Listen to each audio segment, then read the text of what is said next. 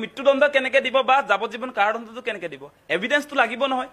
কোৰ্টটো আপোনাৰ আবেগত নচলে কোৰ্টে সদায় তথ্য প্ৰমাণ বিচাৰিব হেতু যদি অসম চৰকাৰৰ সিআইটিয়ে যদি দাখিল কৰিব নোৱাৰে তেওঁলোকে অতি সোনকালে মুকলি আকাশৰ তললৈ আহিব জুবিনদাক হত্যা কৰাৰ পাছতো যিদিনা মৃত্যু হ'ল সেইদিনাৰ পৰা আমি এটা কথা ভাবিছিলো যে জুবিনদাৰ বিষয়টো যাতে কেতিয়াও পলিটিক্স নহয় আৰু এতিয়া লাহে লাহে পলিটিক্স হোৱা আৰম্ভ হৈছে আৰু তাৰ আৰম্ভণিটো কিন্তু মুখ্যমন্ত্ৰীয়ে কৰিছে সেই কথাও আমি মনত ৰখা দৰকাৰ কাৰণ জুবিনদাক অন্ত্যেষ্টিক্ৰিয়া যেতিয়া আপোনাৰ চিতাত উঠাই দিয়া হ'ল তাৰ পিছদিনাৰ পৰা আপোনালোকে জানে যে দুৰ্গা পূজা আৰম্ভ হৈছিলে মুখ্যমন্ত্ৰীয়ে পূজাৰ মণ্ডপে মণ্ডপে গৈ আপোনাৰ সেলফি ল'বলৈ আৰম্ভ কৰি দিলে মানে জুবিনদাক লৈ আমি সকলোৱে আসলে সিৰিয়াস হৈ আছো সেই সময়ছোৱাত কিন্তু মুখ্যমন্ত্ৰীৰ সিৰিয়াসনেছটো আমি দেখিবলৈ নাপালো আমি আশা কৰিছিলো যে মুখ্যমন্ত্ৰীয়ে আসলতে এই বিষয়টো ৰাজনীতি উদ্ধত গৈ এটা সৰ্বদলীয় বৈঠক কৰিব অসমৰ দল সংগঠন নাগৰিক সমাজৰ পৰা পৰামৰ্শ লৈ তদন্ত প্ৰক্ৰিয়াটো জুবিনদাক ন্যায় দিবৰ কাৰণে আৰম্ভ কৰিব বুলি ভাবিছিলো আমি জানো যিবিলাক সেনসিটিভ ইস্যু যিবিলাক আসলতে দেশৰ বা আমাৰ সমাজৰ কাৰণে যিবিলাক গভীৰ বিষয়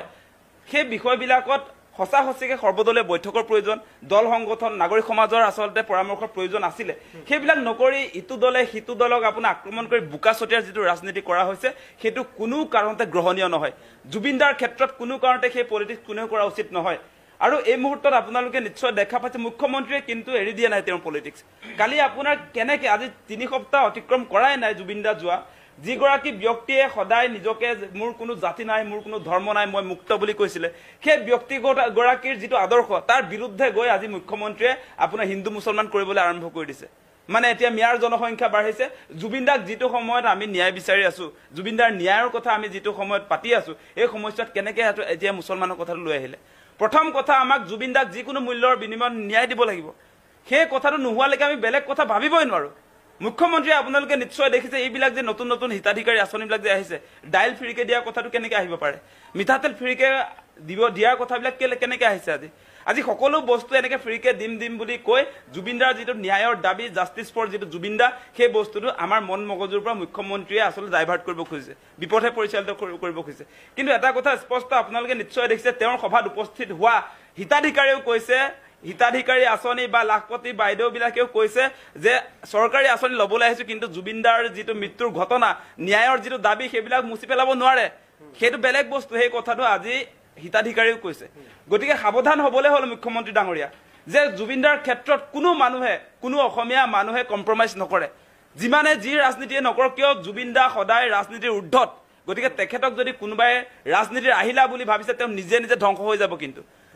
তেওঁ নিজে নিজে ধ্বংস হৈ যাব সেই কথা স্পষ্ট আমি সেই কাৰণে কৈছো এতিয়া বহুতে আস্থা ৰাখিছো বুলি কৈছে আস্থা ৰখাৰ সময় নহয় আজি কৈ দিলে দেখোন আস্থা কেনেকে ৰাখিব আজি সিংগাপুৰলৈ যিটো তদন্তকাৰী সংস্থা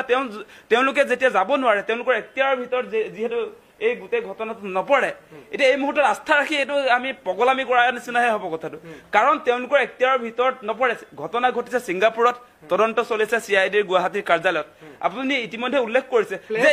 ইয়তত আপোনাৰ ইয়ত চালক আছিলে তাত দুগৰাকীকৈ জাহাজ চলোৱা মানুহ আছিলে তেওঁলোকৰ সন্মুখত ঘটনা ঘটিছে সেই দুজন মানুহৰ আপোনাৰ ষ্টেটমেণ্ট লাগিবনে নাই নে হত্যাকাৰীবিলাকৰ ষ্টেটমেণ্ট লৈ আপুনি আচলতে কাম সমাধান কৰিম বুলি ভাবিছে এই যিবিলাক মানুহ আজি জুবিনদাক হত্যাৰ মুখলৈ ঠেলি দিলে সেই মানুহবিলাকে নিজে কাৰোতো মোৰ দুখ আছিলে বুলিতো ক'বলৈ নাহে গতিকে তাৰ সাক্ষী প্ৰয়োজন আছে সাক্ষী কোনে দিব ইয়তখন যি চলাইছিলে তেওঁলোকে সাক্ষী দিলেহেঁতেন আজি যিটো প্ৰক্ৰিয়াৰ মাজেদি আচলতে গোটেই তদন্ত প্ৰক্ৰিয়াটো আগবঢ়াই লৈ যাব লাগিছিলে সেই কামটো কৰা হোৱা নাই যথেষ্ট পলম হোৱাৰ কথা ক'ব পাৰি যিকোনো এটা ঘটনা এনেধৰণৰ ঘটনা যদি হয় প্লেচ অফ অকাৰেঞ্চত নোযোৱাকৈ তাক সিদ্ধান্তটো সঠিক হ'ব নোৱাৰি বুলি মুখ্যমন্ত্ৰীও কিন্তু উল্লেখ কৰিছে যে ছিংগাপুৰত যোৱা প্ৰবাসী অসমীয়াসকল যদি নাহে তেওঁলোক যদি সহযোগ নকৰে তেতিয়াহ'লে ইয়াৰ তদন্তটো সঠিক দিশত যাব নোৱাৰিব বুলি মুখ্যমন্ত্ৰীও নিজে অৱগত কৰিছে দেই এই বিষয়টোৰ ওপৰত আৰু এটা কথা চাওক যে তথ্য প্ৰমাণ ক'ত আছে ছিংগাপুৰত ঘটনা য'ত ঘটিছে তাতহে তথ্য প্ৰমাণবিলাক আছে গতিকে আপুনি যদি কোৰ্টত তথ্য প্ৰমাণ প্ৰডিউচ কৰিব নোৱাৰে তেনেহ'লে কোৰ্টে কিহৰ ভিত্তিত আচলতে এই কালপিট কেইটাক জেলত দিব কিহৰ ভিত্তিত আপোনাৰ তেওঁলোকক আচলতে আপোনাৰ অভিযুক্তসকলক ফাঁচি কিহৰ ভিত্তিত দিব বা তেওঁলোকক মৃত্যুদণ্ড কেনেকে দিব বা যাৱজ্জীৱন কাৰাদণ্ডটো কেনেকে দিব এভিডেন্সটো লাগিব নহয় কোৰ্টটোতো আপোনাৰ আবেগত নচলে কোৰ্টে সদায় তথ্য প্ৰমাণ বিচাৰিব হেতু যদি অসম চৰকাৰৰ সিআইটিয়ে যদি দাখিল কৰিব নোৱাৰে তেওঁলোকে অতি সোনকালে মুকলি আকাশৰ তললৈ আহিব জুবিনদাক হত্যা কৰাৰ পাছতো তাতকে দুৰ্ভাগ্যজনক কথা কিবা থাকিব পাৰে নে অসমীয়া জাতিৰ কাৰণে সেই কথাটো আপোনালোকে বিবেচনা কৰক